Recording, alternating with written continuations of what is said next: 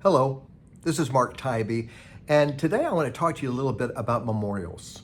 Memorials are for the living. From the beginning of time, every one of us have had this opportunity to be remembered. And it seems like more and more lately, I find in being a chaplain in hospice, how many times people basically decline the opportunity to be remembered. The family asks them about a funeral or memorial, and they'll say, no, no, no funeral or memorial for me.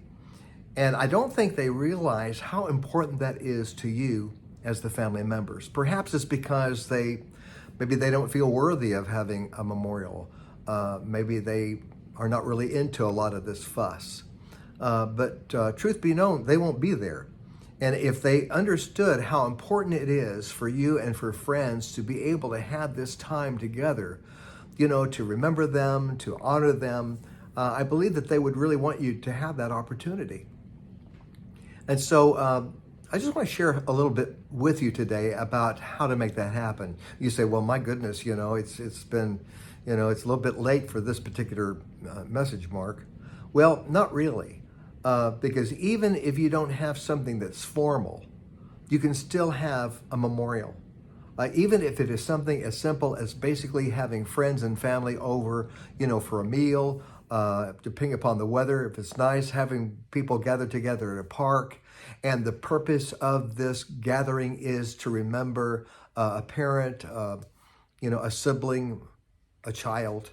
But how important it is that that person be remembered and talked about. Because as I've talked before, pain has a voice. It's so important to give voice to your pain. And when you have an opportunity to speak before a group of people, that are there specifically to remember that individual who is now no longer with you, there is a sense of, well, we use the word closure, but it really is a sense of being able to call to mind and verbalize the things that that person has meant to you. I remember some years ago, I was asked to do a funeral for a woman. And so when I got to the funeral home, I discovered that the entire family was in this large conference room. And so the funeral director pointed me the way. And so I went into the room. I was really only known by just one of the family members. The majority of them I'd never seen before.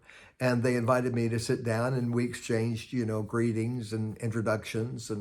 And so for the next 15 minutes, and we had about 15, 20 minutes before the service was to begin, they began to share their experience and their love and their life with the woman who was being honored that particular day. And I was able to ask some questions. I really saw it as a great opportunity for me to learn some things about this woman because I really didn't know her very well. And as they were talking, there were tears that were being shed, but there was also laughter, and they were talking about, her personality and her interests and cooking and crocheting and some of the trips that they had done together. And by the end of that 15, 20 minutes, as we were preparing to go into the chapel, I said to them, do you realize we've just had the service? The most important part of this time of remembrance has taken place right here in this conference room. And now we can take all that we've shared and we can move into the chapel and continue with the celebration of life. But it was truly a moment of kind of an enlightenment for me to recognize that what we had done in that conference room truly was the most important part of the entire service. And so even now the time has passed, let me encourage you. If it's something that you think would really benefit you, it's not too late. Just call family and friends. It could be an anniversary. It could be a year, maybe the second or third anniversary. And really make it something really special. And just ask those friends to come, knowing that we're gonna break bread. We're going to have a meal and talk about mom, dad, brother, sister, that special someone in your life. And I just know it will really be meaningful to you. Um, Again, as much as we want to honor uh, the one that we really care about, the one who's no longer with us, I really believe if they could see and know how important this is for you, uh, that they would truly be in agreement for you to have this done. Um, One other occasion, I was with an elderly woman who had actually passed away in her loved one's home.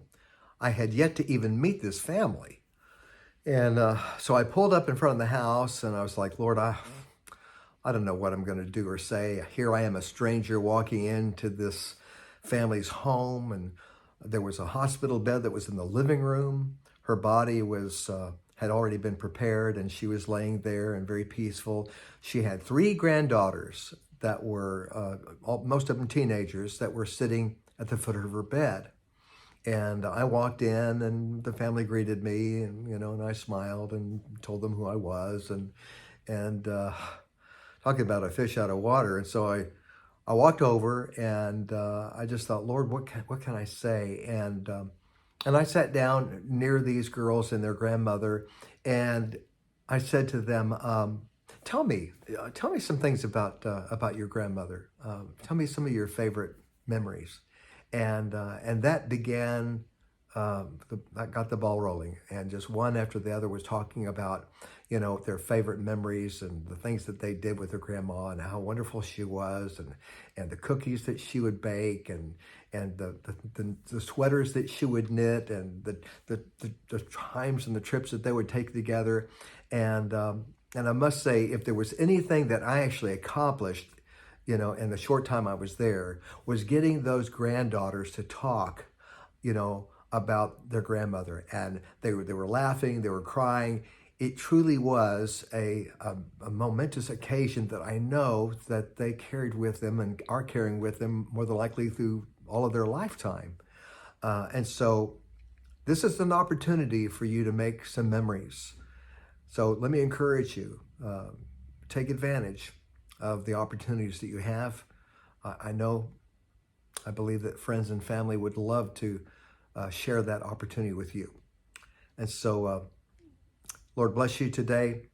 Think about what I said, and may God be with you. Bye-bye.